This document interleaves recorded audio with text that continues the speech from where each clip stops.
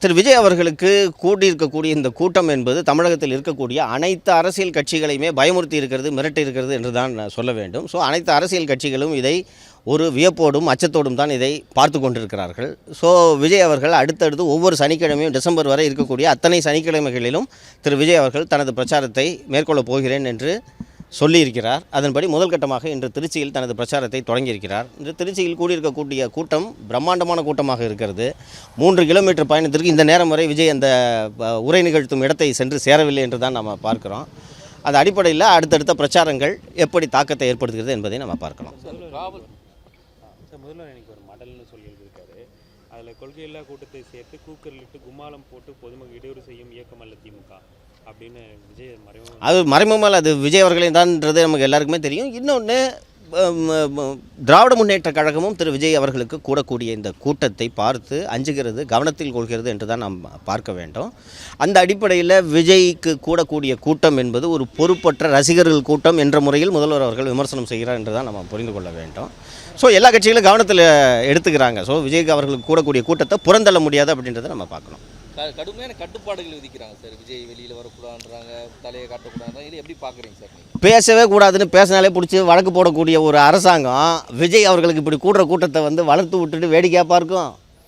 So நாட்டில் யாருமே தங்களை தவிர யாரும் பேசக்கூடாது, தங்களை தவிர யாரும் அரசியல் செய்யக்கூடாது என்ற ஒரு எண்ணத்தின் அடிப்படையில் தான் திராவிட முன்னேற்ற கழகம் கடந்த 4.5 ஆண்டுகளாக அரசியல் செய்து கொண்டிருக்கிறது. அந்த அடிப்படையில் திரு விஜய் அவர்களுக்கு கூட்டம் கூடுவதை அனுமதித்தால் எங்கே அவர் வளர்ந்துவிடப் போகிறாரோ என்பதற்காக இவ்வளவு கட்டுப்பாடுகளை விதித்திருக்கிறார்கள். நீங்கள் எந்த அரசியல் கட்சி தலைவராது நீங்கள் சாலையில் போகும்போது கையை காட்டக்கூடாதுன்னு விதி போட்டு நீங்கள் கேள்விப்பட்டிருக்கீங்களா? அப்போ விஜய்க்கு மட்டும் இன்னும் கை காட்டக்கூடாதுன்னா இது என்ன ரூல் புதுசாக இருக்குது?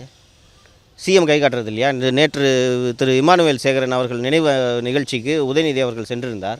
வழிநெடுக்க கையை காட்டிக்கிட்டு தான் போனார். முதல்வர் மதுரையில் ரோட் ஷோ போகும்போது 32 கிலோமீட்டர் முதல்வர் 32 கிலோமீட்டர் சாலையில் நடந்து சென்று கொண்டு தான் என்பதை நம்ம பார்க்குறோம். அப்போ விஜய் மட்டும் பஸ்ஸிலே உட்காந்துக்கணும், கையை கூட காட்டக்கூடாதுன்னு போடுறது இது ஒரு அடாவடியான நடவடிக்கையாக தெரியவில்லையா? அதனால் தமிழ்நாட்டில் ஜனநாயகங்களில் எதிர்க்கட்சிகளை ஒடுக்கலாம் என்ற எண்ணத்தில் திமுக இருக்கிறது. திமுக பார்த்து திமுக பயம் வந்துருச்சு அப்படின்னு சொல்லிட்டு ஆர்எஸ்எஸ் கேள்வி நிறைய வேலை இருக்குது கடந்து நிறைய வேலை இருக்கிறது என்று சொல்பவர்கள் எதற்காக இன்று எழுதக்கூடிய மடலில் வெறும் கூட்டம், கூக்குரலிடும் கூட்டம், கூப்பாடு போடும் கூட்டம் என்று எதற்காக சொல்ல வேண்டும்? கூப்பாடு போடும் கூட்டம், வெறும் ரசிகர் கூட்டம் என்ற துணியில் வேறு எந்த கட்சியும் அவர் விமர்சனம் செய்வதாக நம்ம எடுத்துக்கொள்ள முடியாது. அது தாவேக்காவை தான் குறிப்பிடுகிறது என்று தான் எடுத்துக்கொள்ள முடியும். வெளியில் ஆளுங்கட்சி அப்படித்தான், நாங்கள் யாரை பார்த்தும் பயப்படவில்லை என்று பேசுவது இயல்பு தான். நம்மளால் அதை புரிந்து கொள்ள முடிகிறது. முதல்வர் அவர்கள் கூட இன்று திராவிட முன்னேற்ற கழகம் ஒரு எஃகு கோட்டை என்று குறிப்பிட்டிருக்கிறார். எல்லா கட்சிகளும் விஜயை புறந்தள்ள முடியாதுன்றது தான் நம்ம புரிஞ்சுக்கணும்.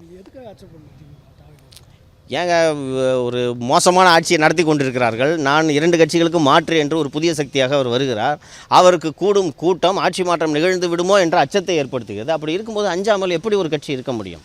இன்னொன்று, ஒரு தேர்தலை சந்திக்கக்கூடிய ஒரு கட்சி அஞ்சித்தான் ஆக வேண்டும். அஞ்சாமல் எல்லாம் எந்த கட்சியும் இருக்க முடியாது. அதுவும் இவ்வளோ பெரிய கூட்டம் கூடும்போது எப்படி அஞ்சாமல் இருக்க முடியும்?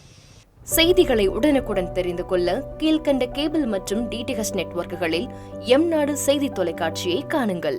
பாதகம் செய்பவரை கண்டால் நாம் பயம் கொள்ளலாகாது பாப்பா. மோதி மிதித்து விடு பாப்பா, அவர் முகத்தில் உமிழ்ந்து விடு பாப்பா. அண்மை செய்திகளை உடனுக்குடன் தெரிந்து கொள்ள இணைந்திருங்கள் எம்நாடு தொலைக்காட்சியுடன்.